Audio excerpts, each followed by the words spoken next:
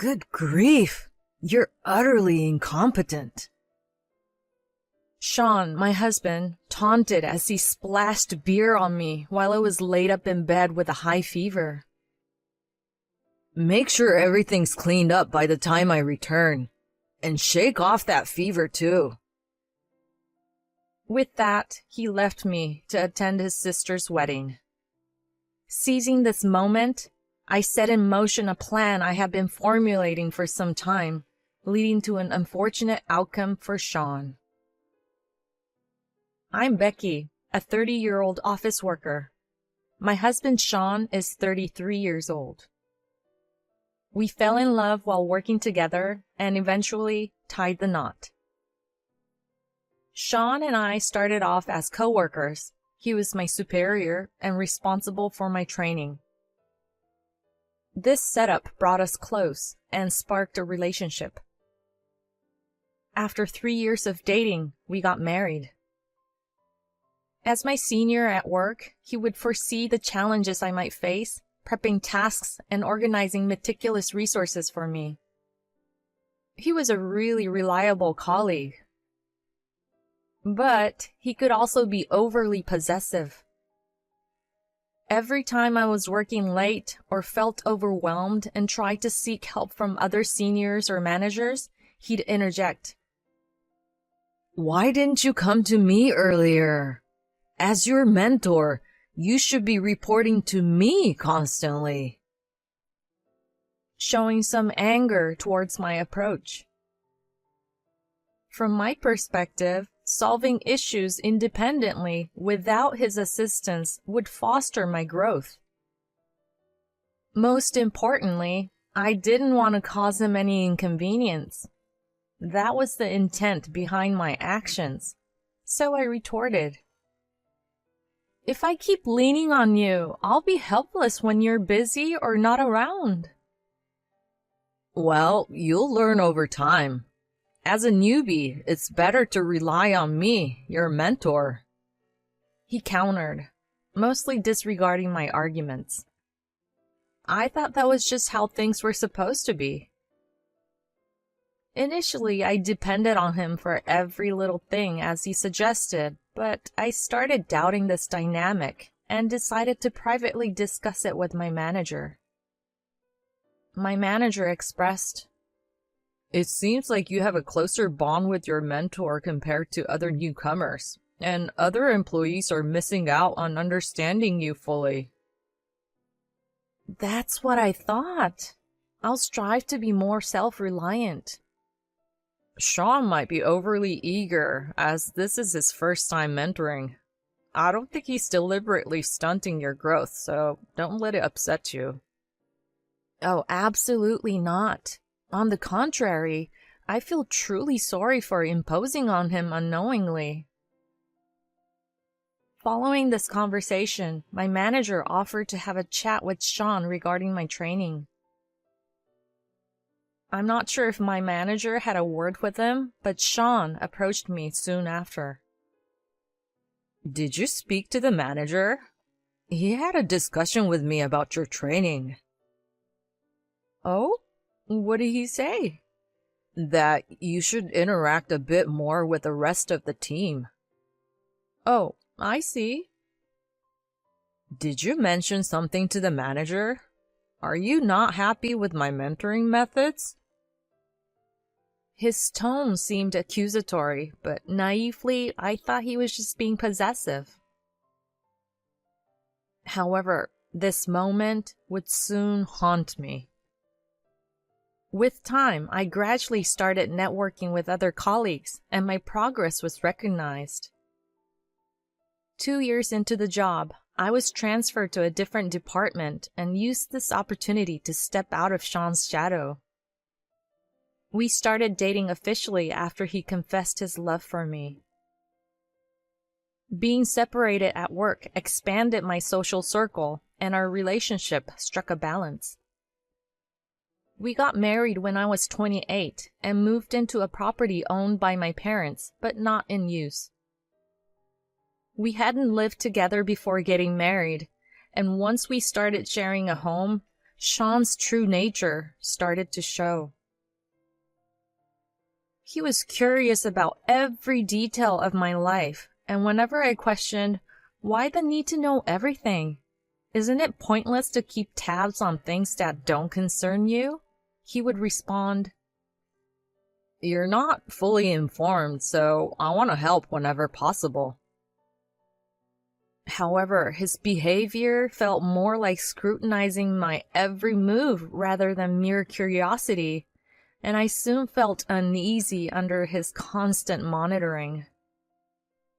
His behavior gradually intensified, and despite both of us working for the same company, he would say things like, "Why is our home so messy? I know you're working, but can't you manage things a little better? Use your brain." Even when I retorted, "But you could help out a bit too," he wouldn't give in, responding, "I have a job with responsibilities. Just because we both work at the same company doesn't mean we have the same workload. If you were smarter, you could finish your work faster." There was no winning with him. Yes, he had been promoted, but I had my own juniors to mentor, and my work was busier than ever with other increasing responsibilities. I needed his help with household chores, but he seemed to hold the belief that housework is the wife's job, and he openly showed a disgusted face and attitude no matter how many times I asked for help. To avoid his attitude, I started to push myself to handle all the chores on my own. However, no matter how hard I worked to keep our home clean, he was never satisfied. Like a stereotypical nasty mother-in-law, he would run his finger along the edges of the room, saying, "Did you even clean? There's a pile of dust." Or point out tiny wrinkles on his shirts. It seemed like he was determined to find fault. "If you're going to be so critical, should we hire a maid? I've told you many times that I cannot keep up with the chores when we're both working. You don't want to help out? You don't want a cleaning service? You can't stand the slightest mess? Do you plan on making any compromises at all?" I exploded with the truth that had been piling up day by day and spoke back strongly. "Huh? You want to cover your own shortcomings with money? We're not both working so we can waste money like that." You call it wasting money, but if the chores are so behind that it's causing arguments, then hiring a maid is not wasteful, but rather a solution. Despite hearing my reply, he glared at me with an expression that seemed to say that this conversation was going nowhere, and said, "Fine, I'll help out with the chores when I have time," offering some sort of compromise. To me, frankly, I thought it would be reasonable for us to both share the chores equally since we were both employed, but for the moment, I accepted his offer. The following week, my manager pulled me aside, asking, "Becky, do you feel overwhelmed with your workload?" "Huh? No, not really. I mean, isn't it about the same as what everyone else is handling?" I answered truthfully to the manager's question, after which he started to fill me in.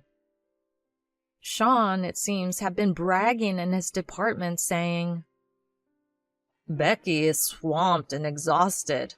I want to support her, so I do the housework on my days off to give her a chance to rest." His superior, having heard this, was concerned and decided to verify this with my manager. Sean's superiors, who were aware of his overprotective demeanor when he was my mentor, appeared somewhat taken aback. I felt quite embarrassed by this, and my manager agreed to clear the air with Sean's superiors, saying, "Well, it's a family matter, so I don't really want to say anything, but if it's related to work, it's a different story." In the end, Sean seemed to have received a verbal warning not to overshare personal information with his colleagues. I was stunned by his blatant lie about assuming responsibility for household chores on his days off. "So, you've decided to handle all the housework on your off days?" I asked Sean when he came home.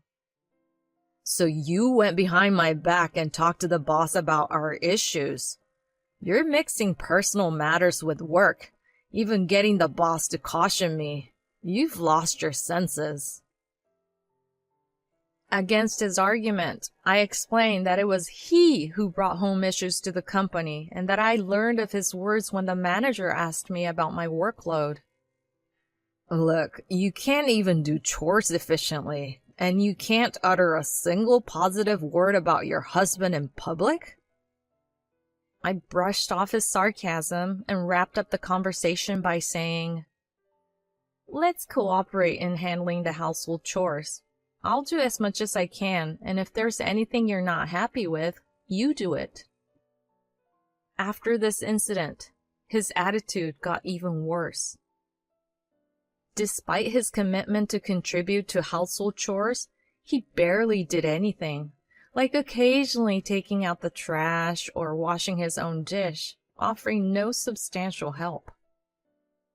Even then, he was sloppy about sorting things out and would wash oily and non-oily dishes together, leaving me to rewash the dishes he'd cleaned. If I tried to point this out to him, he would snap back. "I've been taking care of you at work for a long time, and you can't even help me out on things like this? You're really useless. Don't act superior at home just because you got a bit of work responsibility." I could feel my love for him and my happy memories slowly disappearing from my heart. One day, we received the happy news that his sister was getting married. Being a married couple, we were naturally invited to the wedding, and we were set to attend together. The wedding of my sister-in-law was to be held at a location close to their family home, and we planned to take a few days off and stay at their place. However, the clashes with them continued even as I was looking forward to my sister-in-law's wedding, and I had decided in my heart that I would divorce him after the wedding was over. I was aware that he was deeply attached to me, so I had been discreetly gathering evidence to facilitate a smooth divorce. Above all, I was preparing to take a major revenge on him, who continued to belittle me as useless. Then, before we knew it, it was the day before my sister-in-law's wedding, a chilly Saturday. While I was out on the balcony hanging laundry, Sean inexplicably locked the balcony door from inside. "What are you doing?" "You've been getting too sassy lately. Spend a day in reflection so you don't embarrass us in front of my relatives tomorrow." I was astounded at him laughing through the glass. As I had just stepped out to hang the laundry, I was lightly dressed for the temperature and didn't have my phone with me. I knocked on the door and pleaded, "Unlock the door! I'll catch a cold!" many times, but he turned a blind eye to me and even went out. It was around the end of January, and I had to wait for him to come home, shivering in the cold. However, a few hours later, the lady next door noticed me crouching and shivering when she came out on her balcony to taking her laundry. She let me climb over to her balcony with a ladder, though it was a bit dangerous, and I waited for Sean to come home. The lady next door was very worried about me, and when I explained the situation, she even prepared a warm soup for me. After a while, I heard the sound of a car pulling into our driveway and realized that Sean was back. He was quite surprised to see that I had escaped the balcony, but he scowled at me with disgust, saying, "I can't believe you dragged our next-door neighbor into our issues. We're a married couple and our problems should stay between us. Why do you always have to involve outsiders?" I was so disoriented from the cold that I couldn't muster a response to his sarcastic remark, and I just crawled into my bed. The next day, as expected, I had a high fever and wasn't well enough to attend my sister-in-law's wedding. Seeing me like this, he clicked his tongue in annoyance and yelled without any hint of concern, "If you can't even attend my sister's wedding, you're a complete failure as a wife. You're utterly useless." Moreover, he dumped a can of ice-cold beer over my head while I was sleeping, saying, "Clean up this mess by the time I return, and shake off that cold too," before leaving the house. All I could do was reply quietly with a feeble yes to his retreating figure. Once I was certain that the sound of his car had receded, I got up from my bed and began executing my plans a bit earlier than I had anticipated. First, I contacted my attorney, who I had been in touch with, and requested him to dispatch a legal notice to Sean's parents' house, stating my intention to divorce him and seek alimony. I also reached out to my parents about my decision to divorce Sean and asked if I could move in with them for a while. "Have you made arrangements to move?" "No, not yet. I made the decision last night, so I'm going to start looking for a moving company or real estate agent from today." "There's no need to wait. We'll come pick you up right now." I had previously hinted at my situation to them, and after overhearing the call, my brothers rushed to my house to help. Sean was supposed to stay with his parents for about 5 days, but if he saw the certified letter, there was a chance he would cut his trip short and return earlier. So we quickly packed my belongings and escaped from my home over the next 2 days, returning to my parents' house. The next day, I woke up to find a barrage of missed calls from Sean. Without giving them a second thought, I turned off my phone, caught up on some more sleep, and then got myself to the hospital.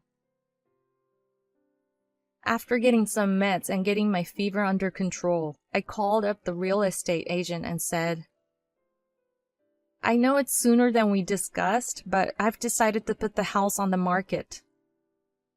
The house we had been living in was an older property my parents had given me as a wedding gift, telling me, "It's a pre-owned property, so once you have saved enough to build your own place, feel free to sell it and use the money towards your new home." When I decided to divorce Sean, I asked my parents if it was okay to sell the house, and they responded, "Yeah, sell that house you lived in with that man right away." So I was able to sell it without any hesitation. Sean, totally oblivious to all these developments, bombarded me with calls and emails once I turned my phone back on. His messages were filled with arrogant remarks like, "A divorce? Really? You who can't do a thing without my help talking about divorce and demanding alimony? Cool off and give it a thought till I return home."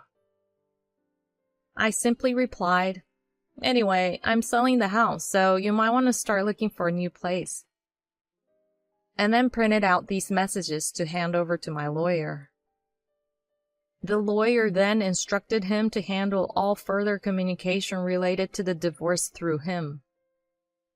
Sean's daily belittling comments, his inappropriate behavior at work, and the incident where I was left locked out on the balcony on the eve of his sister's wedding from where I had to be rescued by a neighbor, all played a pivotal role in getting the divorce finalized and securing the alimony. Until the end, he kept telling his lawyer, "Becky can't live a normal life without me, and divorcing me would be nothing but a disadvantage for her. Please convince her somehow." So I had the lawyer tell him that I was capable of leading a much better life without him, and that his presence in my life was unnecessary. Later, I shared news of the divorce with my boss at work. However, Sean chose not to disclose it to anyone, and instead made a surprise appearance to pick up Becky, followed me to my new home, and continuously sent me emails through the company's email system requesting reconciliation. His actions didn't go unnoticed by our colleagues, and the HR department noted his misuse of company email. As a result, the company judged that he was stalking his ex-wife, me. Moreover, it seemed that he had been telling people he had bought the house we lived in under his name, but when my colleagues heard about me selling the house and moving, they saw through his lies. He was soon ostracized at work and labeled a liar. The company decided to transfer him to a regional branch. The manager told me this: "We need you here in this department. There have been several complaints about Sean's arrogant behavior towards female colleagues, so this works out well." I had been considering quitting if his stalking continued, so I was truly grateful for the company's proactive stance. When I reported this to my lawyer, we decided to secure a restraining order against him. It was granted promptly, and I'm now living a peaceful life without his interference. It seems that from my early days at the company, he had intended to shape me into a woman who would comply with his wishes, always trying to meet my needs in a way that would make me reliant on him, while discouraging dependence on others. After I left the department, he apparently tried to exert similar control over another new female employee. However, she proved to be assertive, and he quickly gave up, redirecting his obsession towards me. When I learned from my lawyer about his manipulative mindset, it was shocking. However, on the flip side, I felt a wave of relief knowing I was free from such a person. Now, my life isn't dictated by anyone. I can wholly dedicate myself to my work, and being single allows me to take shortcuts with house chores. It's a comfortable and laid-back life. At this point, the thought of another romantic relationship isn't appealing, but if I do ever meet someone, I want it to be a respectful partnership without overstepping personal boundaries.